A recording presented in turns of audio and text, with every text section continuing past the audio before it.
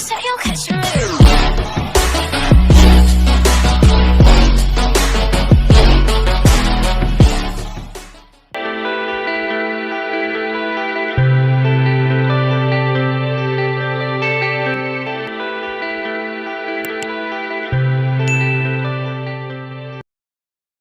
नमस्कार।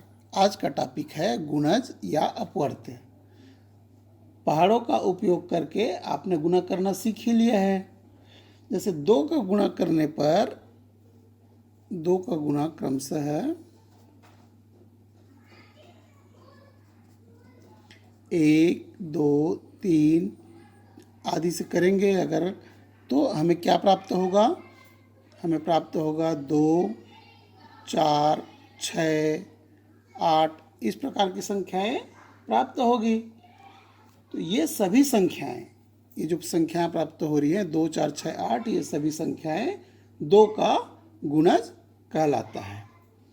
यदि इन संख्याओं में 2 का भाग दिया जाए तो वह पूरा पूरा भाग चला जाता है तथा शेषफल शून्य बचता है, अर्थात शेषफल नहीं बचता है।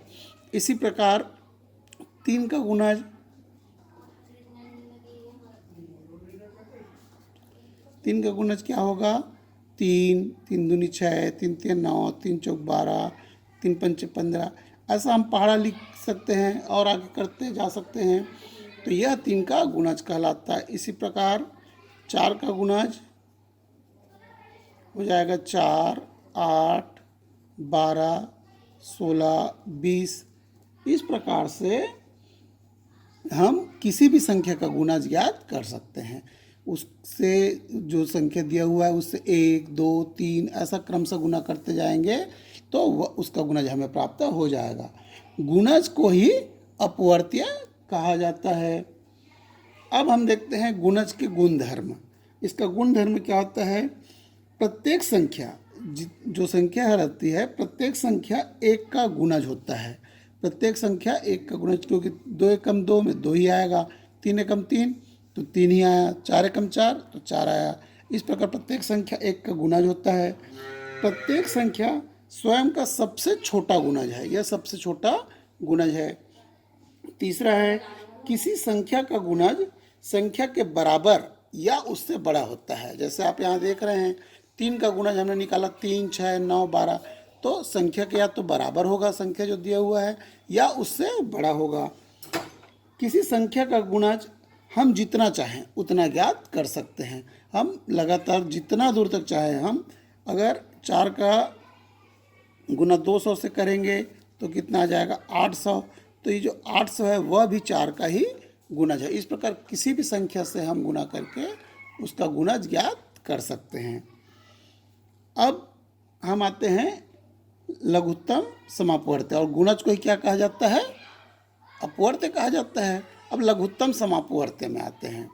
तो लघुत्तम समापवर्त्य किसे कहा जाता है? लघुत्तम समापवर्त्य का मतलब होता है सबसे छोटा समान गुणज या सबसे छोटा समान अपवर्त्य। जो सबसे छोटा समान अपवर्त्य या समान गुणज, जैसे यहाँ पर दिया है 2 और 4, तो 2 का गुणज है 2, 4, 6, 8, और यहाँ पर दिया है 4 का 4, 8, 12, 16, 20। ऐसे यहाँ 3 का गुणज दिया है 3, 6, 9, 12, 15। इसको अगर आगे हम बढ़ाएंगे तो 10, 12 ऐसा बढ़ता चला जाएगा। तो यहीं पे हम देखते हैं तो 2 में जो दिया हुआ है 12, वैसे ही 3 का गुणज आया है 12 और 4 का गुणज आया है 12। तो इसी प्रकार से जब हमें दी हुई संख्या है उसमें से सबसे छोटा जो समान गुणज होगा वह उसका लघुत्तम समापवर्त्य होगा। हम एक उदाहरण ले लेते हैं। जैसे 4 व 5 का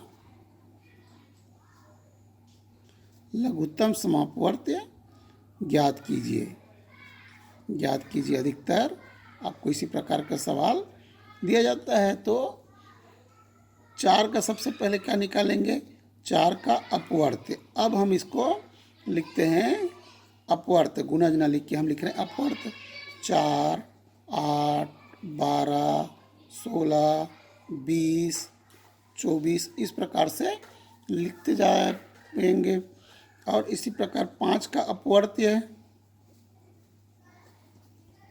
बराबर हो जाएगा 5, 10, 15, 20, 25, 30।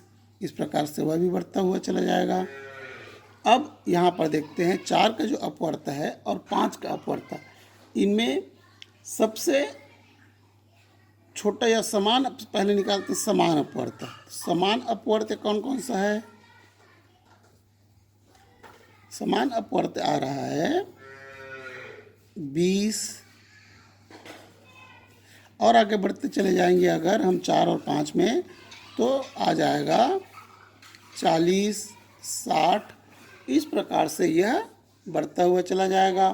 अब इस समान अपवर्त्य में से सबसे छोटा समान अपवर्त्य कौन सा है? 20। सबसे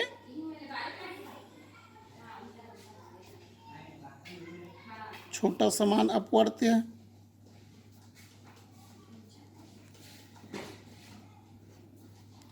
बराबर है 20।